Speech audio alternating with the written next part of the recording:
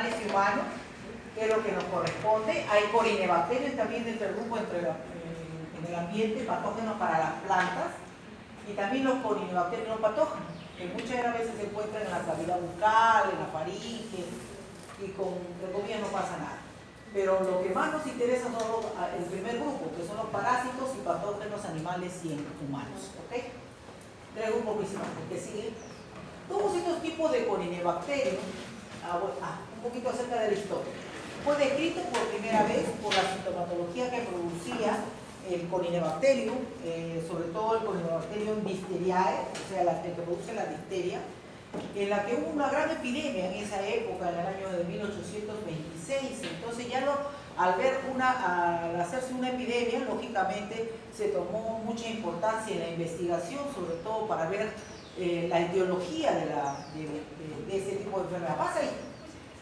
Entonces todos morían por asfixia, con disnea, cuadro de disnea, expectoración, fiebre, y sobre todo morían por asfixia. Entonces, era una faringitis que, entre comillas, no era una faringitis común, era una faringitis que se volvían cianóticos los niños y fallecían. Entonces, a la hora que comenzaron a hacer las autopsias de estos niños para ver cuál era lo importante de este caso, que les daban un cuadro respiratorio alto y terminaban falleciendo, y en gran escala, entonces se dieron cuenta que a la hora que comenzaron a hacer los estudios en cuanto a lo que es la anatomía patológica, se dieron cuenta que en la garganta estos muchachos presentaban una membrana que estaba bien pegada a la garganta, una membrana muy difícil incluso de que lo extrajeran, y sobre todo que si lo sacaban producía gran cantidad de una hemorragia, ¿no? Cuando recién habían fallecido los niños. Entonces se describió como una enfermedad en la que tenía una fiebre, como se llama, malestar general y presencia de pseudomembranas. Así se le describió en esa época por Pierre Breternau. Ya recién en el año, después de mucho tiempo, en el año de 1888, ya con todas las investigaciones, se describió de que efectivamente se trataba de una bacteria. Y Kleck ya estudió un poco mejor esas pseudomembranas que se producían a nivel faríngeo alto y comenzó a describirlo ya finalmente como una pseudomembrana que producía muerte. En el año, bueno, casi por esas épocas se aisló ya los cultivos puros con este científico Lofer, en la que se hizo estudios ya y que tomó su nombre, incluso uno de los medios de cultivo para fortalecer el crecimiento de estas bacterias y poder aislar sobre todo los cultivos puros con la finalidad de controlar la enfermedad. Ahí en esa época ya se descubrió también de que esta bacteria era una bacteria no solamente digamos que podría causar un problema local, en este caso por asfixia o una presencia de una pseudomembrana que tapaba la laringe, faringe, tráquea y fallecían por asfixia, sino que también en esas membranas crecían grandes cantidades de bacterias de tal manera de que elaboraba una potente exotoxina que producía lesiones letales en los órganos vitales, en el corazón, en el pulmón, en el riñón, y entonces creaba muchos problemas a distancia. Es Rock y Raccinia que descubrieron realmente aislaron esta endotoxina soluble infiltrado sobre todo de cultivos puros, y fue la madre para que nosotros creáramos lo que ahora son las vacunas. Entonces se vio ya lo que era la inmunidad pasiva y la inmunidad activa, porque por más que los niños fallecían, no se sabía cómo controlar la enfermedad, lo que pasa y capaz, le daban tratamiento, pero sin embargo igual morían. Entonces teníamos que ver la alternativa de tratamiento. Entonces comenzaron a describir esa exotoxina y comenzaron a inocular en animales y producir lo que ahora conocemos como los inmunógenos o los anticuerpos. Y finalmente hacían ultrafiltrados y detectaban y los inyectaban directamente Lógicamente en esa época era rudimentario y lógicamente algunos se salvaban, otros no. Y entonces la combinación del antibiótico para matar la bacteria, que no produjera la exotoxina, y además controlar la exotoxina fue el éxito para que el día de hoy ya no tengamos mucho de esta enfermedad. Pero sí tenemos que estudiarla porque todavía existe. ¿Ok? ¿El que sigue? Todos estos corinebacterios subacidos pleomórficos no son bacilos como lo que habitualmente vemos, uniformes, que son alargaditos o que forman esporas. No, son pleomórficos. ¿Y eso debido a qué? A la división abrupta que tienen, como si fueran resortes. Entonces, a la hora que se hace su división, se distribuyen como si fueran, pasa hija, como si fueran letras chinas. Entonces, por eso es que toma la forma pleomórfica. Este tipo de bacterias no forman esporas, son aeróbicos en algunos y anaeróbicos facultativos en otros, catalasa positivos, y ahí el motivo de diagnóstico posterior que vamos a ver, y citocromo oxidasa negativos. Eso es para hablar de todas las corinebacterias. ¿No hay que seguir? Dentro del grupo de los corinebacterios en general existen muchos tipos de corinebacterios, como ustedes han visto, aquellos que infectan a los animales, aquellos que infectan al ser humano, a las plantas y otros que no son patógenos.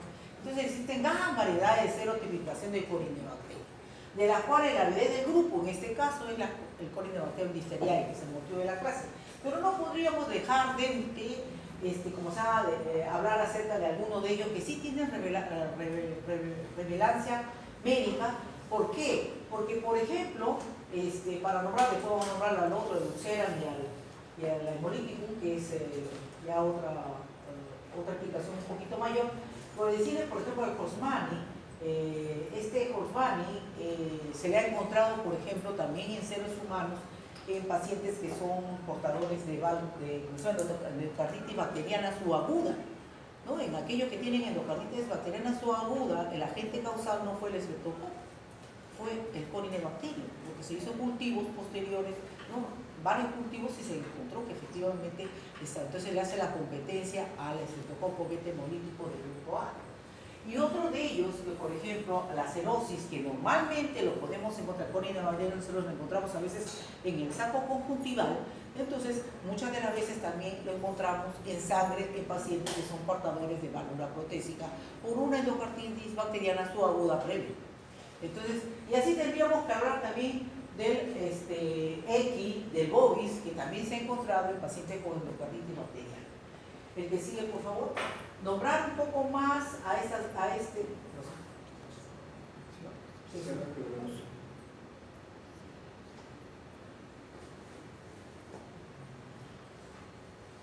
Al Ulcera, que es podríamos encontrarlo en pacientes que también es un tipo de bacteria que produce una exotoxina, ¿no? Parecida o similar a la producida por el Corynebacterium difteriae, pero que no tiene mucha relevancia con respecto a lo que es Corynebacterium difteriae, porque no produce la pseudomembrana que nosotros vemos, simplemente produce una faringitis, ¿no? Con ciertas alteraciones, pero no muy relevantes. Y también decir de que Corynebacterium se elabora una segunda sustancia tóxica que no es precisamente una exotoxina. Por eso de que muchas de las veces cuando aislamos el difteriae tenemos que relacionarlo con Ulcera, sobre todo si la sintomatología no está aparatosa. Y la que sigue, que es el Corynebacterium Holzmanni, que es morfológicamente también similar, ¿no? Que también ha sido aislado en pacientes con faringitis asintomáticas, pero que no produce la toxina. ¿Correcto? Entonces siempre está, relacionando, ¿no? No produce toxina, entonces no estamos con Corynebacterium difteriae. El que sigue, y además la clínica es importante. Muy bien, esas pasadijas son rectos, curvos o como si fueran bastones. No son ácido alcohol resistentes como el Mycobacterium tuberculoso, son grandecitos, vienen de 1.5 a 5 milimicras, ¿no? De largo. Una coloración como empalizada, generalmente utilizamos la coloración de Albert o coloración de turbidina que contiene, ¿no? Azul de metileno, ¿no? Los cultivos que empleamos generalmente son los cultivos, como les decía, el crucero coagulado del Ofer, que es inicialmente lo que conseguimos para poder cultivar y donde se hizo el aislamiento primario del Corynebacterium, o en el huevo coagulado de Pye también, que es un tipo de medio que se prepara a base de huevo, ¿no? Para poder darle proteínas, porque es una de las principales características de su crecimiento. Y describir también de que ese tipo de bacterias producen en su interior unos, como se llama, acúmulos de polifosfato polimerizado cuando su medio es óptimo, en la que hemos nombrado los gránulos metacromáticos o de Pavers-Ernst, que se ve claramente en la coloración. Cuando ustedes hagan esta práctica van a ver en la coloración de azul de toluidina o Albert, que le llamamos nosotros acá, van a ver en su interior un acúmulo que hay en la parte interna de color medio azul o verde azulado, ¿no? Y que tienen el aspecto de rosario o barras o palos de golf, como si fueran en su interior. Como si fueran así, letritas chinas que están en su interior con algo en su interior. ¿Ok? El que sigue.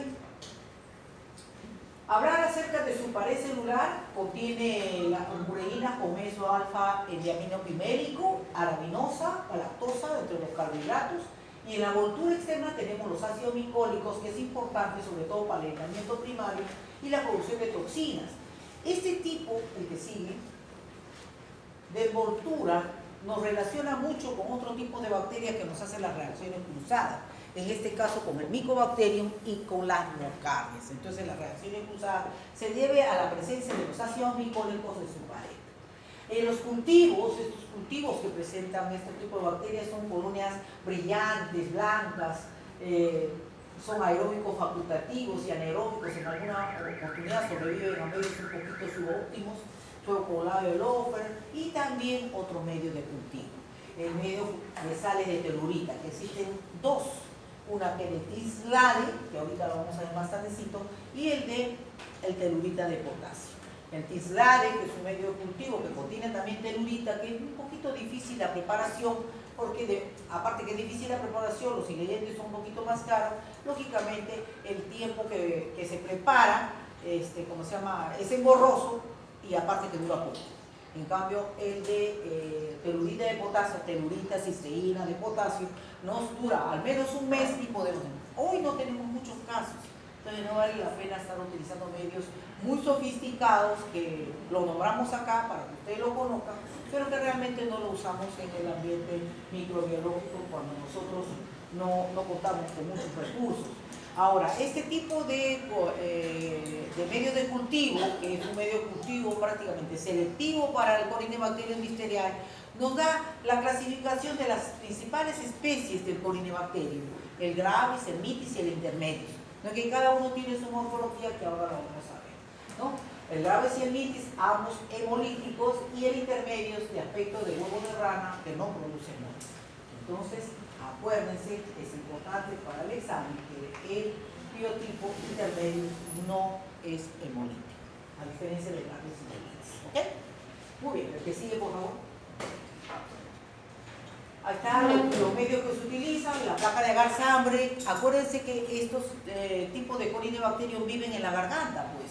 Ahí es donde se infectan con la gotita de Plücher de un paciente que tiene Corynebacterium difteriae, lisogénico no, o sea, productor de toxina o no, y inmediatamente comienza a reproducirse aquí en la garganta. Y de ahí, lógicamente, produce la pseudomembrana y va a diseminarse por todo el organismo. Entonces, lógicamente, tenemos que aislarlo de la garganta. Y al aislarlo de la garganta, siempre vamos a utilizar un medio de enriquecimiento, que es el agar-sangre, el medio de enriquecimiento de agar-sangre, para que nos diferencie los otros tipos que se encuentran en la garganta. ¿Cuáles son los tipos de neurales? El cetococo, el estafilococo, el neumococo, que siempre van a estar presentes también en estos pacientes. Entonces hay que ver si efectivamente no se trata simplemente de un tipo de estreptococo. Entonces, por eso siempre se traquea en agar-sangre y lógicamente diferencial de los beta hemolíticos del grupo A, y cuando ya hacemos paralelo al Lofer, ya no, en pico de flauta, ¿no? En un medio con pico de flauta para ver las colonias. Y si crece, favorece su crecimiento, lo pasamos a un medio de telurita de potasio o de tislade para ya ver las principales géneros, subespecies del Corynebacterium difteriae. ¿Qué sigue? Estos tipos de Corynebacterium son muy sensibles a la ebullición, ¿no? A 58 grados centígrados por 10 minutos prácticamente los mata, ¿no? Pero sí tienen una peculiaridad, son resistentes a la luz, a la deshidratación y al congelamiento.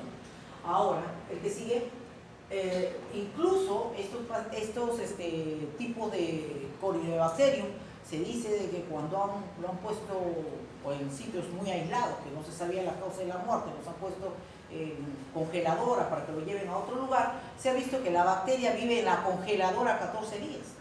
O sea, son muy resistentes al congelamiento. Entonces, y se ha aislado todavía. Antigénicamente son heterogéneos. Los principales, el gravis, el mitis, el intermedio. Pero todos tienen un antígeno K. El antígeno K es muy importante, está localizado sobre todo en la cápsula, en la parte superficial de la pared. Este da la especificidad del tipo de cepa del Corynebacterium, son proteínas, son termolábiles y es importante sobre todo para la inmunidad. Pero si nosotros a este antígeno K que nos da la especificidad y sobre todo nos da el tipo de bacteria que es, le agregamos un factor glucolípido, ¿no? El 6,6 diéster de tetalosa, nos da una característica importante en el Corynebacterium listeria, la invasividad y la virulencia.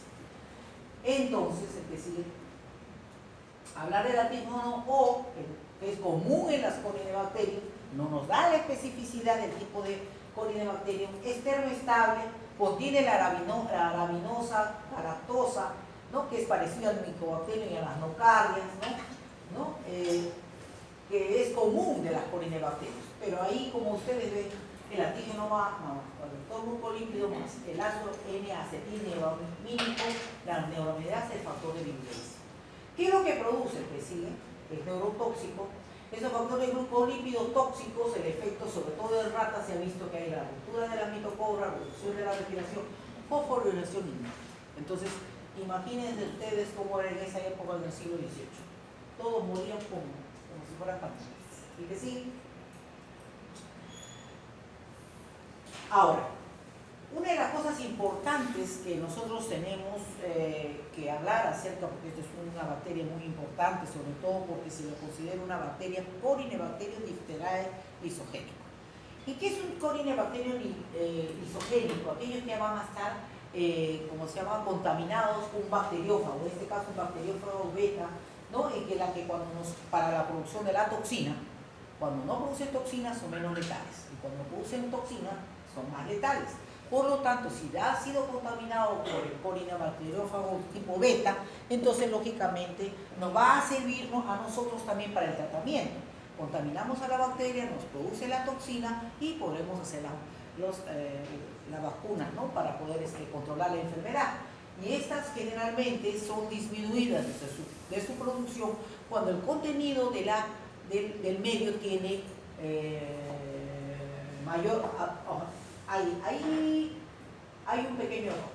A mayor cantidad de hierro, menor producción de toxina. ¿Correcto? Ahí hay un error.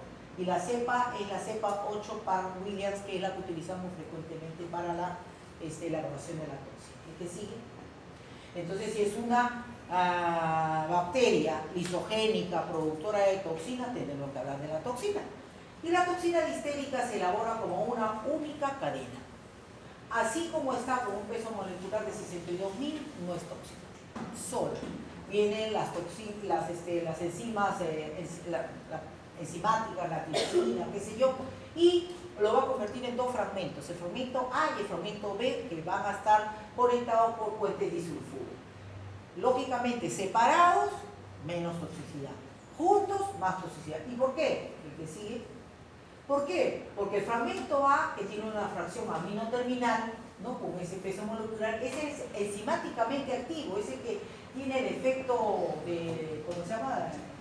Sobre todo en la inhibición de la síntesis de proteínas en las células animales expuestas a la toxina. Entonces es muy importante, pero si no existe el fragmento B que le da el caminito, ¿no? En la unión de la toxina por las células sensibles, entonces nada hemos hablado. Separados no son nada, juntos son importantes.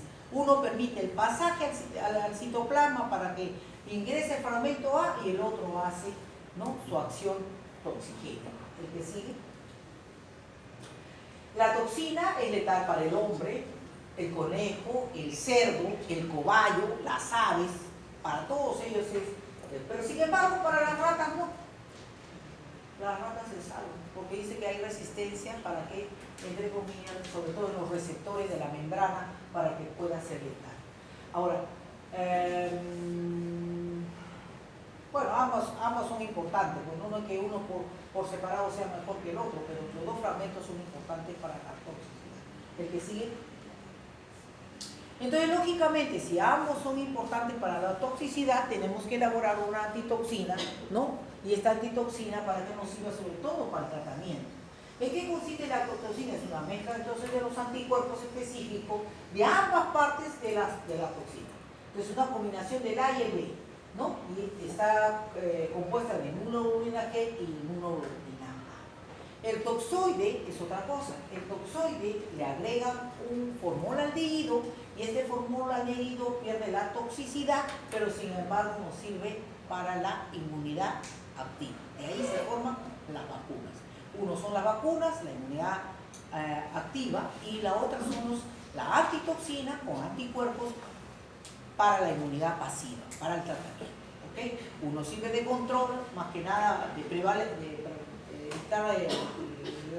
la prevalencia de la enfermedad, y el otro es el tratamiento. ¿El que sigue? Bueno, la incidencia ha variado en estos últimos años por la gran cantidad de vacunación masiva que se hace a nivel pero el periodo generalmente que da la difteria es de 1 a 9 años.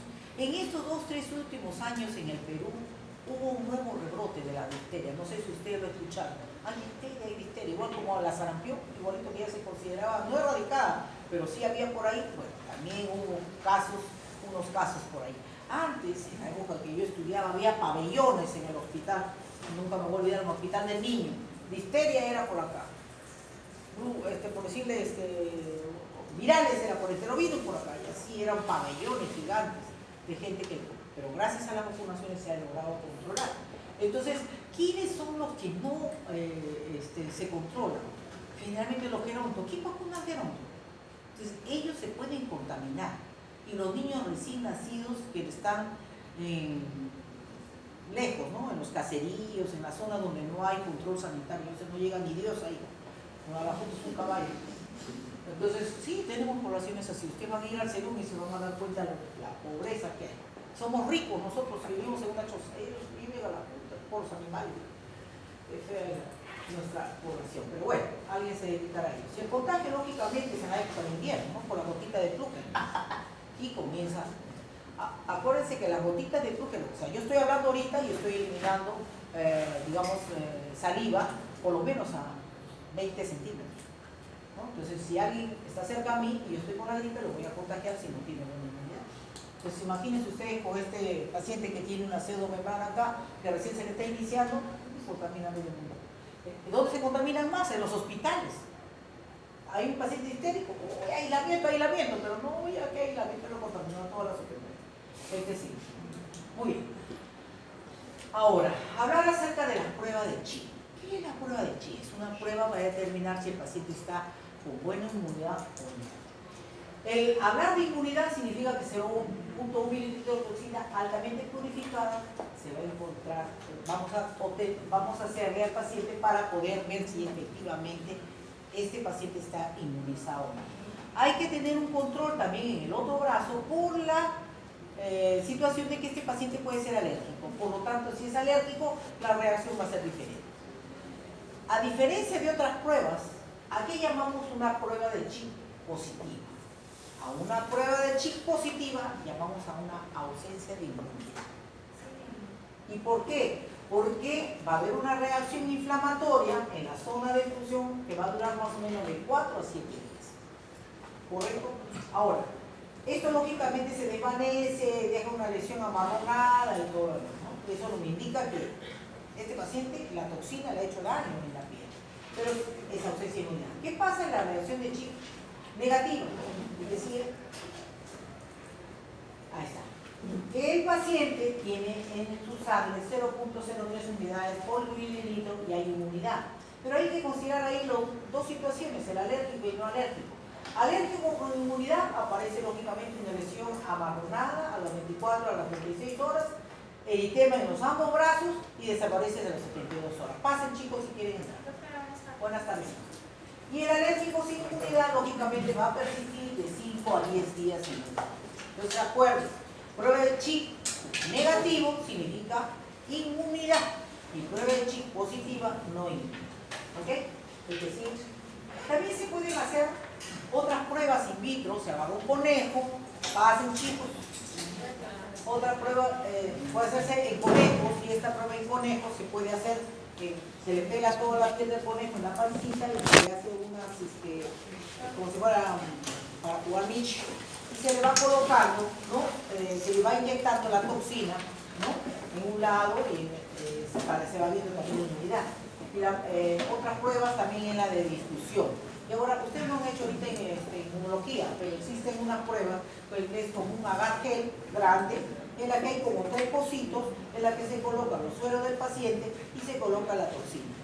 Y esto va difundiéndose en forma uniforme, como es un gel, y en la zona donde hay inmunidad va a haber como una banda de precipitación. En esa banda de precipitación nos está diciendo de que sí hay inmunidad. ¿Ok? ¿El que sigue? Muy bien. Pasen, chicos. Si es un paciente que sospechamos más o menos que tiene difteria, su tiempo de incubación más o menos dura de 1 a 4 días hasta una semana. Esa reproducción de la bacteria forma lógicamente primero un cuidado medio fibrinoso que posteriormente se va a formar como una membrana bien pegajosa, en su interior pasa si quiere pasar. En la que vamos a encontrar a la hora que se puede sacar fibrinas, células epiteliales, necróticas, linfocitos, polimorfos nucleares, hemáticos. Pero es mejor no removerlo, porque cuando uno lo remueve, ese tipo de esto, porque se ve la lesión grande ahí, tiene la oportunidad de ver hasta 2 oportunidades, sangra mucho y se disemina más rápido la toxina. Entonces es preferible no hacerlo. Pero en esos momentos el paciente está con fiebre, malestar general, tiene lo que nosotros llamamos cuello en tono, en la que prácticamente los ganglios están tumefactos, están dolorosos, el paciente está mal, cuello en tono, porque ya no hay diferencia entre el tórax ni la cabeza, ¿no? Porque hay tantos ganglios, pero puede confundir con otro tipo de enfermedades, en este caso como la mononucleosis infecciosa también da este tipo de lesiones linfáticas grandes, gigantes a nivel del cuello, ¿no? Entonces hay que hacer bien la anamnesis para estar seguro de lo que estamos hablando. ¿Qué sigue?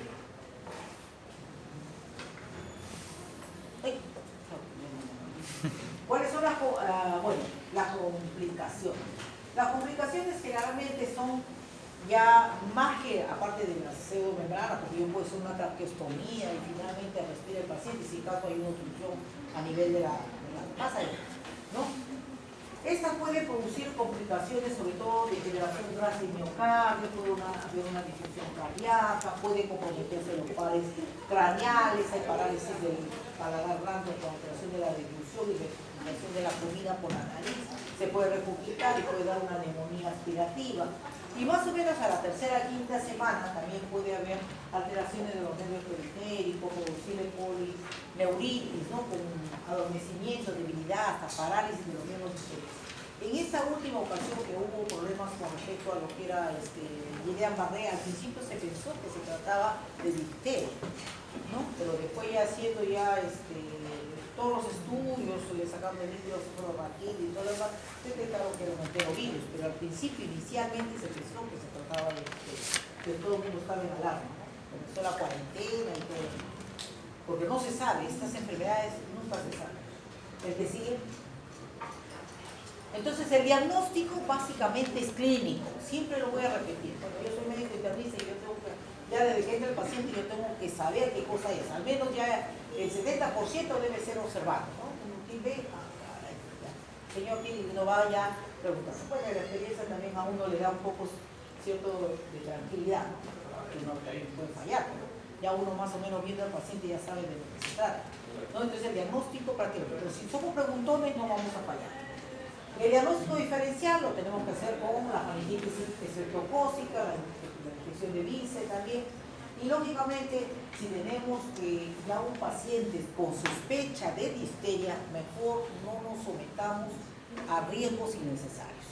Es un paciente con difteria, comienza la alarma, ¿cierto? Entonces hay que hacerlo en un lugar adecuado, no se pongan ustedes ser valientes, hacer los hisopados como ese de nariz, de garganta, de boca, porque se van a contaminar, pues se van a morir. Se vaya al laboratorio y ya hay la alarma, ¿no? Hay un paciente probable de difteria, ya, que todo el tiempo debería ser, somos pobres, pues, no somos pobres, no tenemos ni gorro, nada, viene Ministerio de Salud y nos dice, no, lavar manos, todo, no nos dan ni jabón. Entonces, ¿de qué estamos hablando de bioseguridad? Bueno, en fin, lo cierto es de que no nos arriesguemos, por gusto, mándenlo al especialista, ahí laboratorio universal, ¿ya? Y avisar lógicamente al personal. Este personal ya adiestrado, que sabe que hay casos, sobre todo en el hospital de niños, que saben ya ellos están preparados. Y ellos saben en qué tienen que cultivar. No deben cultivar en la sangre, el telurito, el lofer y todo lo demás. Buscar sobre todo ver que no se trate de beta hemolíticos, ¿no? Y se trate simplemente de un estreptococo y se armó tanto barullo, ¿no? Pero si ya tenemos a la mano un telurito, lo vamos a preparar, al toque nomás lo cultivamos y vemos la característica que tiene. El que sigue. Entonces, está bien chiquito. Pero, a ver, sospecha del paciente que tiene difteria. ¿Qué tenemos que hacer? Lo primero que tenemos que hacer. Gran cuidado, ¿cierto? Esos son excelentes. Todo. Un raspado y sencillo. Si son diplococos, si son estreptococos, ¿no? Como ustedes ya los conocen, qué bueno. No hay nada. Esto no es nada.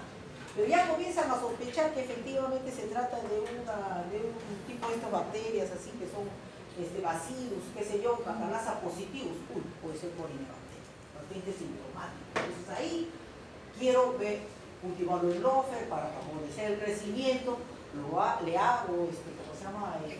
Islade o telurita y vemos lo que tenemos que ver. El que sigue, ya eso lo estoy en Mauricio de su casa, pero también Mauricio lo quiere. Entonces, el medio del lofer nos garantiza a nosotros que va a tener mayores nutrientes para poder que la bacteria se multiplique mejor. ¿Correcto? ¿El que sigue? Por su composición, porque tiene huevos, sobre todo proteínas, tiene su glucosa que le encanta, el suero bovino. Lógicamente este medio le favorece mucho al colinebacterio porque le da la oportunidad de su crecimiento. ¿Que sigue? Pero el Islade es el que nos va a dar, pues porque tiene en su contenido, como dice ahí, miren, tiosulfato sódico, tiene cisteína, tiene, ¿cómo se llama? Delfinado, modificado con de sodio, peptona, entonces nos favorece el crecimiento. Y vamos a ver el que sigue, unas colonias amarronadas. Pero es el telurita cisteína, el que sigue, el telurita cisteína es que se va a penetrar en la telurita, se va a reducir, se va a ingresar a la célula de la bacteria y nos va a dar la clasificación de las subespecies del colinebacterio, el que sigue. Eso va a ser mejor explicado de su clase que está. El gravis, que vendría a ser una colonia grande, radiada, ¿no? Un poco amorfa en la parte de la periferia, es la más grande. La colonia mitis, que ya es más negrita todavía y se forma como si fuera un cerrito, como un sombrero de chino, así alto, con su puntita negra ahí. Y la intermedia, que es mucho más pequeñita, que es la que se fueran como si fueran huevitos de rana. ¿Okay? Son más pequeñitas. ¿Es que sí? Tenemos dudas de que se trate de uno o de otra bacteria, que se trate de un biógeno, de un hemófilo, de una listeria, de un cerius, de un Turcerans, un bovis, cualquiera de ellas. Entonces ya existen todos los medios bioquímicos que son capaces de hacer nuestra clasificación de cuál es el tipo de colinebacteria que tenemos aquí. Entonces siempre se hacen los análisis bioquímicos, sobre todo cuando se tratan de epidemias, ¿no? Porque podemos estar frente a un ulcera que también produce toxina, pero sin embargo no es difteria. Entonces ya las condiciones epidemiológicas son distintas, sobre todo para ¿cómo se llama? La erradicación de esa bacteria. ¿El que sigue? El tratamiento, lógicamente, de estos pacientes que son portadores de colinebacteria es de dos formas. Primero, controlar la toxina, que es la más brava que hay. Si son casos leves, de 1000 a 20.000 unidades de antitoxina, y si el caso son muy severos, de 50.000 a 100.000. Por eso se tienen reservados, en el Instituto Nacional de Salud, se tienen reservados sueros específicamente para estos casos.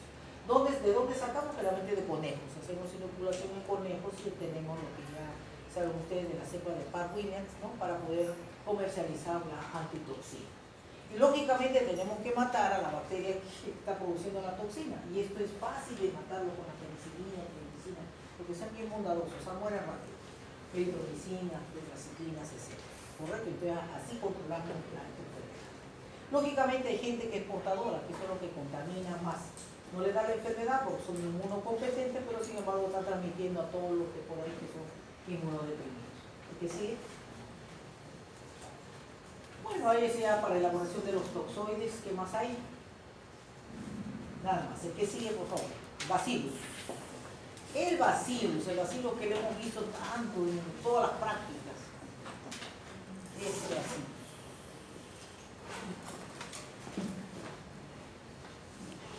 Hoy estamos terminando lo que es los bacillus, sobre todo esos bacillus fusiformes, ¿no? Hoy empezamos con los esporulados. Los esporulados, que es el Bacillus subtilis, Bacillus anthracis, ¿no? Que son los esporulados de los cuales da la prevalencia de la enfermedad. Entonces, vamos a empezar. Pero nosotros hemos tenido el Bacillus subtilis, ¿no? Que lo hemos tenido bastante en todas las prácticas, que es el más apofito, junto con otro tipo de bacillus, que es el Bacillus anthracis, que es la vedette de este grupo, que es la más patógena que hay, ¿correcto? La contaminación de este Bacillus anthracis es sobre todo en pacientes que manipulan, en las veterinarias, donde están infectados, ¿no? Sigamos, por favor. Bacillus. ¿Qué sigue? Muy bien. Las especies se ubican en la naturaleza en todas partes. Están en el agua, en los suelos, en el polvo aeronaportado, están como flora intestinal normal del hombre. O sea, por todos lados hay bacillus, así que no. Y en otros animales. Dentro de todo este grupo que vamos a ver ahora, el único patógeno es el Bacillus anthracis. El que sí. Son grandes, son bastones grandes, ahora lo van a ver ustedes a la hora que del microscopio, son grandes, unos bastonazos, son grandes, bien bonitos, productores de endosporas. Son aeróbicos estrictos, son aeróbicos facultativos, no crecen en el suelo, en la naturaleza, están en diferentes lugares. El que sigue. Hay un único patógeno es el Atlas, ya les digo. Sí, fácil, chicos, fácil. Han sido descritos muchos tipos de bacillus, pero lo más importante es que estos bacillus tienen importancia médica e industrial, porque se emplean para, sobre todo, lo utilizan para elaborar solventes industriales, alcoholes, vitaminas, antibióticos. No todos son malos, pues. Existen también los bacteriófagos virulentos, como los plasmidos, la organización de la transformación, reducción y transferencia, desempeñan un papel importante en la estructura de la industria, sobre todo de la fermentación, ¿no? Por eso que lo utilizan en la industria. Porque sí, hoy se puede, y el Bacillus anthracis, que es el único patógeno, es una enfermedad sobre todo de animales herbívoros. Lo que pasa que estos animales herbívoros, particularmente ovejas, vacunos y en menor grado caballos, cerdos y cabras, contaminan accidentalmente al hombre. ¿Por qué? Porque en los mataderos, en las zonas donde hay, sobre todo en los vacunos, ¿no? Las ovejas, en los vacunos, en los mataderos, la vaquita es portador del anthracis, y que resulta de que se contamina, ya sea por inhalación de sus pelos, porque puede tener los pelos, las esporas, o en su defecto porque se cortaron y entró en contacto con la sangre, ¿no? O simplemente se comió una carne contaminada con anthracis, entonces el tubo digestivo también se contaminó. Entonces, 3 vías de contaminación: por inhalación, por la parte respiratoria, la piel, y la parte digestiva, ¿no? Es causado entonces por el Bacillus anthracis, que son bastones gram positivos, es aeróbico, con esporas, que fue aislado por Roberto Koch en 1827. Este señor ha hecho de todo, ¿sí? Todo ha descubierto. No se estaría ocioso, pues. No descubrimos nada. A la chica, ¿no? Bueno, entonces, accidentalmente, lógicamente, estos, ¿cómo se llama? Antrax, que son esporulados, viajan, pues uno se puede contaminar. El que sigue. Son bastones rectos de 5 a 10 milímetros de 1 a 3, grandazos son.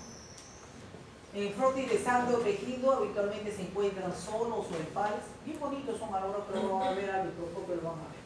Sus extremos aparecen cuadrados y los ángulos a menudo son agudos, ¿no? Se forman como si fueran cadenas, grandes cadenas, son gran positivos, por si acaso, son gran positivos. Pero va a existir un defecto dentro de esta cadena de bacillus grandes, ¿no? Ese defecto está compuesto por la espora. Ahora, la espora lógicamente no lo vamos a detectar más que por la deformación que, como se llama, que tiene el bacillus, pero si nosotros lo coloreamos con el verde de malaquita, entonces es distinto porque ya lo vemos ahí la espora no verde brillante. ¿Por qué? Porque ya le hemos hecho la coloración especialmente para la espora. Pero si hacemos simplemente un gran, vamos a ver solamente la deformación en donde está la espora, más no la espora propiamente dicho. Esto es una deformación. El que sigue, por favor. El Bacillus anthracis hace todo lo que no hace nada de lo que hace el Bacillus. El Bacillus, como ustedes han visto, el Bacillus subtilis, el Bacillus cereus, que son los saprofitos, salvo en pacientes inmunodeprimidos, porque el inmunodeprimido hasta el saprofito se hace patógeno, no hace nada pues el Bacillus anthracis, ¿no? Es no móvil, no es móvil. Los bacilos están encapsulados durante su crecimiento, pero no pueden desarrollar la cápsula in vitro a menos que sean cultivados en un medio con bicarbonato en presencia de 5% de CO2. Este CO2 le favorece el crecimiento, al 5%. Son favorecidos sobre todo para la formación de la cápsula, que es tan importante, sobre todo para su defensa. Las esporas se forman en los cultivos, en el suelo y en los tejidos y exudados de animales muertos, pero no en la sangre o tejido de animales vivos. Eso es importante porque cuando el medio está adverso, se forma su espora para su prevalencia. Entonces las esporas sirven para prevalecer la viabilidad de la bacteria, ¿no? Pero sin embargo en sangre y en tejidos animales vivos no se ve la espora. Solamente se va a ver en el suelo cuando no hay que alimentarse los tejidos y sobre todo en las zonas de animales muertos. Entonces ahí donde el medio es adverso para ellos, se forma la espora para el que sigue. Su crecimiento máximo se obtiene con un pH de 7.4, de 7 a 7.4 en condiciones aeróbicas, su temperatura 37 grados, pero puede ser de 12 a 45 grados. Y en las 24 horas se observan colonias sobreelevadas opacas de color blanco grisáceo, de 2 a 3 milímetros de diámetro. Y esto es importante, ¿por qué? Porque a la hora que ustedes han hecho las siembras en los medios que habitualmente ustedes han utilizado ahora último, han visto esas colonias grandes, ¿no? Un poco mucoides. Esas son colonias de subtilis. Y a veces lo confundimos con una que es más pequeñita, que el estafilococo. El estafilococo también tiene cierta característica parecido a las colonias del subtilis. La diferencia es que en este caso son más grandes, más opacitas. Y que sí, son sobreelevadas, a diferencia del cultivo del estafilococo. No produce hemólisis, se ha descrito un medio selectivo, pero que no es tan, como se dice, no tan selectivo, le llaman PLET, pero que realmente no se ha logrado su aislamiento completo, por eso es tan difícil su estudio. El que sigue. Entonces, y una de las cosas importantes, pues, si nosotros en los cultivos lo cultivamos, tanto el Bacillus anthracis como el cereus, que son los saprofitos, ¿dónde se va a hacer?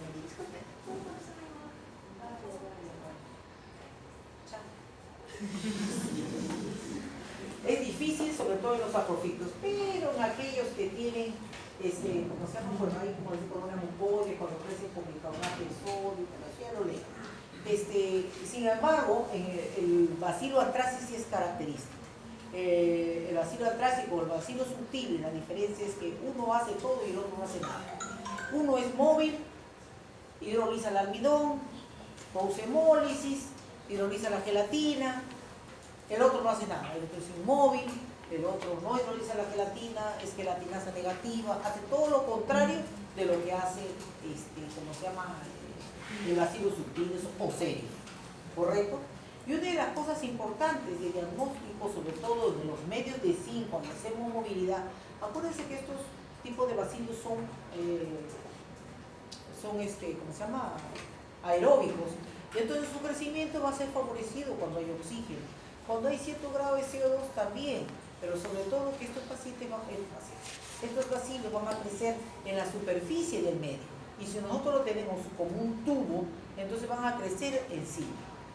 El Bacillus anthracis, como es una bacteria que no es móvil, va a crecer en la zona de la puntura, no va a poder direccionarse ni a la derecha ni a la izquierda porque es inmóvil. Entonces va a crecer en la superficie del tubo y va a crecer sobre la puntura y va a formar lo que nosotros llamamos el pino invertido. ¿Correcto? Típico y característico de la clase. Que sigue. El desarte de perlas, cuando cultivamos a las 6 horas más o menos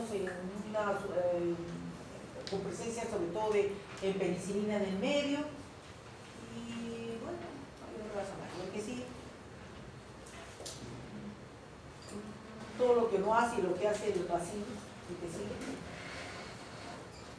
son extremadamente resistentes por esporas a medios físicos comunes, sin activo, las esporas sobre todo, no a 100 grados ni a 70, a 120 grados por 15 minutos. ¿Quién hace 120 grados por 20 minutos? Generalmente cuando pasa, hijos, pasa. Cuando solamente tenemos un autoclave, ¿ustedes tienen autoclave o no tienen autoclave? Cada punto el agua hierve a 100 grados. Entonces son muy resistentes. Entonces hay que tener mucho cuidado cuando estamos manipulando, como se llama, especímenes o sospecha de que tenemos bacillus anthracis. ¿Y que sí? Existen 3 antígenos. Un polipéptido capsular que interfiere sobre todo por la fagocitosis, un antígeno somático que es el polisacario de acetilglucosamina y D-galactosa, que produce una reacción cruzada con las sustancias del grupo A de la célula humana, como el neumococo también tipo 14, el que sigue. Una toxina proteica compleja que consiste en 3 componentes, un antígeno protector, un factor letal y un factor de T. Solo las cepas del Bacillus anthracis que produce cápsula y toxina son totalmente nucleados. ¿Ok? ¿El que sigue? Se infecta por 3 vías: corte o abrasiones o lógicamente por contacto, ¿no? Se reproduce, esto me puedo contagiar, y lo que normalmente produce es lo que nosotros llamamos la pústula maligna. En la zona donde se ha contaminado el corte que ha habido, se produce una úlcera un poco dolorosa en la que hay una sustancia negra, ¿no? Con secreciones en la que cuando uno hace un hisopado para verlo en el gran, vas a ver gran cantidad de bacterias. También la inhalación es por medio de las esporas y lógicamente el paciente al ser una patología ya sistémica va a haber ganglios, necrosis, hemorragia, ¿no? A nivel sistémico, ¿no? Y también accidentalmente cuando comen la comida, cuando se han contaminado con este tipo de bacterias, sobre todo cuando lo comen muy a crudo, ¿correcto? ¿El que sigue? Muy bien, espiroquetas. Entonces, tener cuidado un poco, sobre todo en los matarifes, donde no se ve de dónde vienen o la procedencia, sobre todo del vacuno, cuando no tienen control sanitario. Hoy hay un poco de control en cuanto a eso, pero bueno. Muy bien, vamos a estudiar ahora las espiroquetas. Entonces ya cambiamos un poquito el chip, ya salimos de los cocos, ya salimos de los